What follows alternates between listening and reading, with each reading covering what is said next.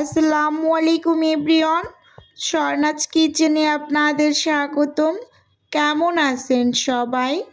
আশা করি আল্লাহর রহমতে সবাই খুব ভালো আছেন। আজকে আমি আপনাদের সাথে শেয়ার করব ভীষণ মজাদার রুই মাছ ভুনার রেসিপি।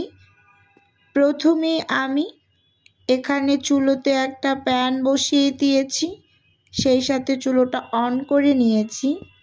এখন মাছগুলোকে ভেজে নেওয়ার জন্য কিছুটা পরিমাণ তেল দিয়ে দিলাম প্যানে। তেলটা যখন মোটামুটি পর্যায়ে গরম হয়ে গিয়েছে তখন এক এক করে রুই মাছগুলোকে দিয়ে দেব। এখানে আমি 4 পিস রুই মাছ নিয়েছি। এই রুই মাছটাকে আমি 15 থেকে 20 মিনিটের মতো লবণ হলুদ মেখে একটু ম্যারিনেট করে রেখেছিলাম। এখন ভেজে নিচ্ছি।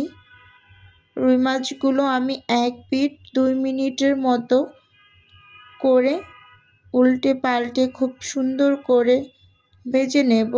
খুব কড়া করে ভাজলে এই রুই মাছ ভুনাটা খেতে বেশি একটা ভালো লাগে না, হালকা করেই ভেজে তুলে নেব। কড়া করে ভাজলে মাছের ভিতরে কোনো রস থাকে না, তাই আমি হালকা করে মাছগুলোকে ভেজে নিলাম। এখন ওই একই প্যানে মাছগুলো ভুনা করার জন্য আরও বেশ কিছুটা পরিমাণ তেল দিয়ে দিয়েছি।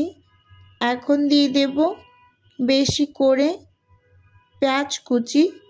এখানে পেঁয়াজের পরিমাণটা একটু বেশি দিতে হবে এই মাছ ভুনাটাতে। এখন পেঁয়াজটাকে খুব ভালোভাবে একটু নেড়ে চেড়ে তেলের মাঝে 1 মিনিটের মতো একটু ভেজে নিয়েছি। এখন এর মাঝে স্বাদ মতো লবণ দিয়ে দিলাম। লবণটা দিয়ে পেঁয়াজটাকে একটু নরম করে ভেজে নেব। সব সময় লবণ দেওয়ার পরে পেঁয়াজটা অনেক অংশে নরম হয়ে আসে, তাই নরম করে একটু ভেজে নিয়েছি। এখন 1 চামচ রসুন বাটা অ্যাড করে দিলাম, সেই সাথে 1 চামচ আদা বাটা দিয়ে দিলাম। খুব ভালোভাবে নেড়ে চেড়ে ভেজে নেব। আদা রসুনটা খুব ভালোভাবে পেঁয়াজের সঙ্গে ভেজে নিতে হবে, না হয় আদা রসুনের থেকে যে একটা কাঁচা স্মেল আসে সেটা যাতে চলে যায় সেরকম করে খুব ভালোভাবে একটু সময় নিয়ে আদা রসুন এবং পেঁয়াজটাকে খুব ভালোভাবে একটু ভেজে নিচ্ছি। আপনারাও চেষ্টা করবেন একটু সময় নিয়ে ভেজে নিতে। ভেজে নেওয়ার পর সামান্য কিছুটা পরিমাণ পানি দিয়ে দেবেন, যাতে করে মশলাটা আবার পুড়ে না যায়। এখন যেহেতু আমি গুঁড়ো মশলাগুলো অ্যাড করে দেব, সেজন্য হালকা করে একটু পানি দিয়ে নিয়েছি যাতে নিচ থেকে ধরে না যায়। 1 চামচ পরিমাণ দিয়ে দিলাম মরিচ গুঁড়ো, সেই সাথে 1 চামচ পরিমাণ হলুদ গুঁড়ো, 1 চামচ জিরে গুঁড়ো ও সবশেষে দিয়ে দিলাম 1 চামচ ধনিয়া গুঁড়ো। খুব ভালোভাবে নেড়ে চেড়ে মিশিয়ে নিয়েছি। মিশিয়ে নেওয়া হয়ে গেলে এর মাঝে আমি কিছুটা পরিমাণ পানি দিয়ে একটু কষিয়ে নেব। আমি এই মশলাটাকে 3 থেকে 4 বার অল্প অল্প করে পানি দিয়ে কষিয়ে নিয়েছি, কিন্তু এখানে আমি দেখিয়েছি 2 বার, আরগুলো আমি কেটে বাদ দিয়ে দিয়েছি। আমি টোটাল এখানে 4 বার মশলাটাকে একটু পানি দিয়ে কষিয়ে নিয়েছি একটু একটু করে। মশলা যতটা বেশি কষানো যায় যে কোনো রান্নার স্বাদটা ততটাই ভালো আসে। এখন মাছগুলোকে দিয়ে দেব এক এক করে। এভাবে করে একবার হলেও আপনারা বাসায় যে কোনো বড় মাছ ভুনা করে খেয়ে দেখবেন, ভীষণ ভালো হয় খেতে।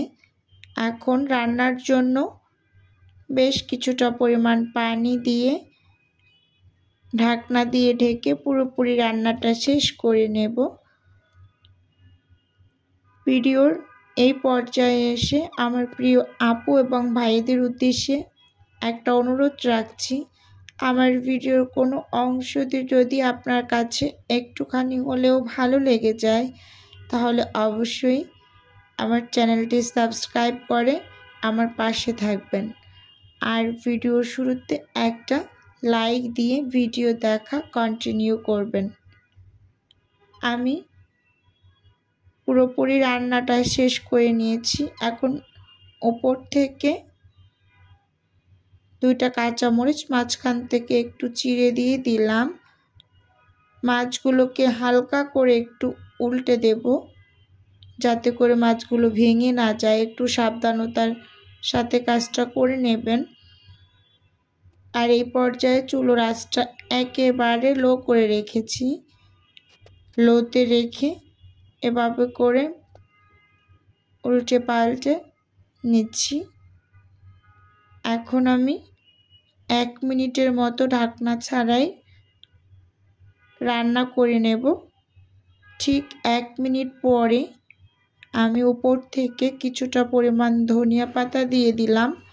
আর চুলাটা কিন্তু এ পর্যায়ে অফ করে দিয়েছি। ধনিয়া পাতা দিয়ে ঢাকনা দিয়ে ঢেকে পুরোপুরি রান্নাটা করে নিলাম। ঠান্ডা করে আপনাদের সাথে একটু শেয়ার করছি।